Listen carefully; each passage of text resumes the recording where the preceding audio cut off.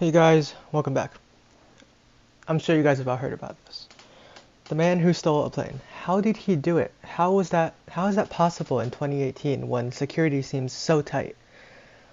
Well, I'm not going to show you exactly how he did it because that's impossible to know exactly how he did it.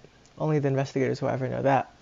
However, I will show you that it is definitely possible, and in fact it is very easy. Now, if you just search YouTube, there are hundreds of, if not thousands, millions of guides out there just on Flight Simulator X alone, and many are extremely detailed about how to fly aircraft. Of course, I'm not criticizing them. That's wonderful. It's extremely nice for the Flight Simulator X community. That is not the problem. The fundamental problem is that he was allowed to get in that plane in the first place. So that's just something I want to clarify. Additionally, I should have started by saying this, to be honest, but my condolences go out to his family and to him, because clearly he was struggling. He was in a bad place. If you guys want to hear the audio tapes, I will warn you they're pretty hard to listen to, but you can just Google them. But yeah, he was not a terrorist or anything, and I'd listen to the audio tapes and maybe read some news stories about his situation before you judge him. However, that is not my job. That is not what I'm here to do. I'm just here to show you that what he did, although it sounds very extreme, and indeed by all means it is, at the same time it is very doable.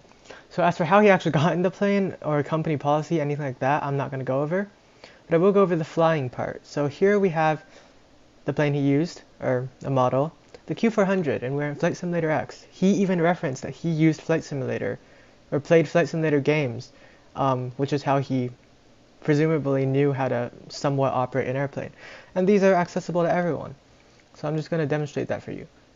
You really do not need much technical knowledge at all. You can see we're here in the plane, pretty much cold and dark. Full disclaimer, this is not all that realistic. However, it is good enough for our purposes. So what did happen? As I said, I'm not going to go into detail because there's really no point at all, especially since, as I said, the simulator is not realistic. So it's not awfully realistic, and going into detail would just be misleading, simply because the details are not all here. But I'll give you the gist of it. It's really, starting airplane engines is not hard. Battery set to on. Avionics, generators, battery generators at least are all on. Those are not simulated here, you just have generators. Let's see, and then what? Here, fuel pumps. There's switches and levers. In real plane there's levers. Ooh.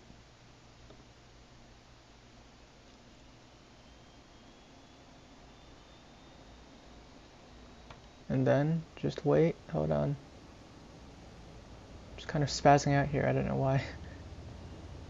As I said, this is not necessarily exactly how you do it in the real plane. However, the general order of the steps is similar. This model doesn't even have the APU simulated, so as I said, this model, I'm not going into detail, I'm skipping a lot of things. But it's just to give you the gist of it, in that it is not hard at all. In fact, you can even Google checklists for these things. Generally, you won't be able to find a real one. However, you'll almost certainly be able to find one for the Flight Simulator X version of the plane, or any flight simulator for that matter, and if it's a good enough checklist, it'll do you just fine in the real plane. Obviously, they shouldn't be used for actual flight, but like, if somebody's trying to do something like this, it'll generally serve them pretty well. I'm not sure if you use checklists, by the way. I doubt it, because as I just showed, you really don't need a checklist. So yeah, just emphasize one more time for all you aviation nerds out there, like me, I know that that was not a realistic startup sequence. I am just demonstrating in this unrealistic model of the gist of it, what the general order of steps. So there you go.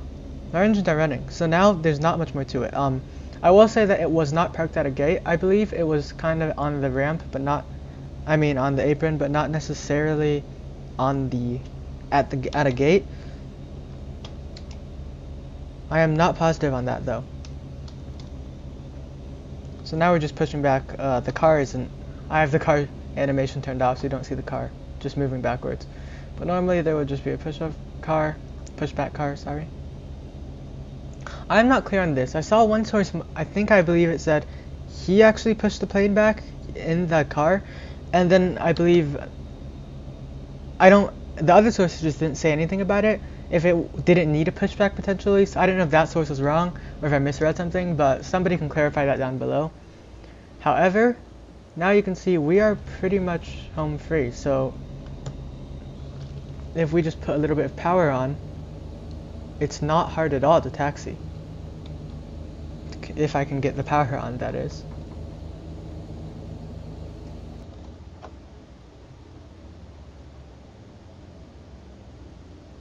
Sorry about the lag, by the way. But you can see just like that, and we're moving.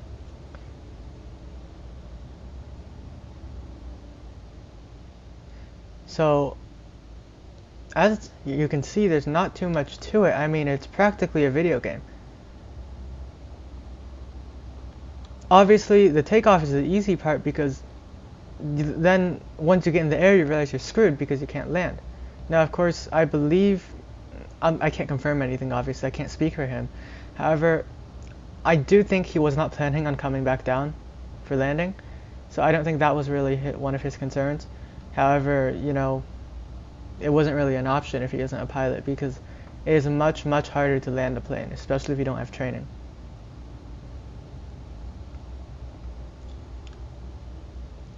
So, just to show you demonstration, we're not even going to use flaps, because I am not, obviously, I don't know if he used flaps or not. However, I will say that you don't actually need flaps. If you want to take off at the proper V speeds, of course you need flaps. But especially at an airport like Seattle with a long runway, I mean, you can just keep accelerating and eventually you're going to lift off. So this is not the taxi path he followed, by the way. I'm just going to a random runway for demonstration purposes. And it's definitely going to bring a lot of changes to the system, at least in my opinion.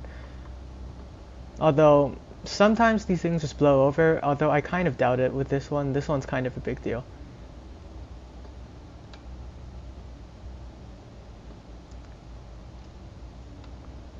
Okay, we've got a 737 coming in to land, actually. So yeah, that is another thing. It is actually miraculous that such a busy airport, like, there was no traffic conflict. From listening to the tapes, I don't believe there was actually a traffic conflict. I don't know if that runway wasn't in use or something, but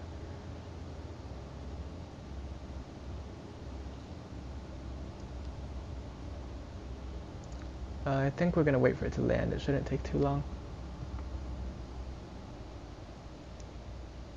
So you can see, just like that, we're at a runway. And it is not hard. It is not as hard as people think. Obviously, do it correctly with, like, every single, you don't necessarily have to know what all the switches do.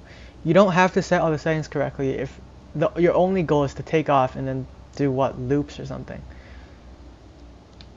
Obviously, in an actual normal flight, it would be much more complicated than this, but it's anything but a normal flight. So if we just wait for this guy to land here.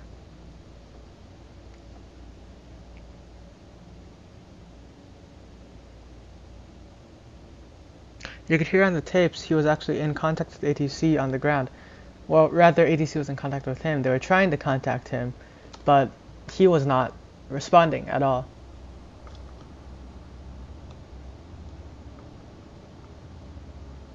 So as I said, my flaps are up. You can see here, flaps are 0.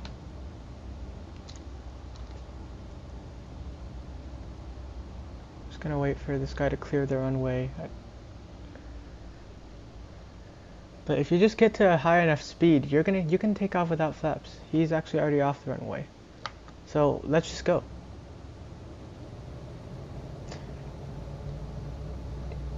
As I said, a lot of things are speculation right now.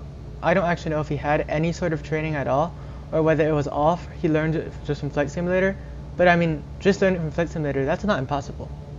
You know, that's not as impossible as it sounds. So normally we need flaps to take off at, like, maybe a lower speed than this, but like right now we're clocking 160 on the runway, and we still have plenty of runway left, and it was a shortened takeoff, or shortened runway. So here you can see, by the end of the runway here, we're at 200 knots. So flaps or not, you're going. you can see, oh gosh, it's very sensitive at this speed. I believe he lifted off earlier than this. I don't know if he lifted the gear. I am just going to, because why not? It's not like that's anything too complicated or hard or anything. And now he's in the air, and we all know what happens from there. So yeah, just a very unfortunate event. Definitely need some regulations put in place to stop this from happening. It's a very good thing that he did not take anyone else's life. Of course, we all wish he wouldn't have taken his own, but I mean, it happens, I guess. So yeah, as you can see, nothing too complicated about it. Thanks for watching. If you want to find out more, just Google it. It's all for the news.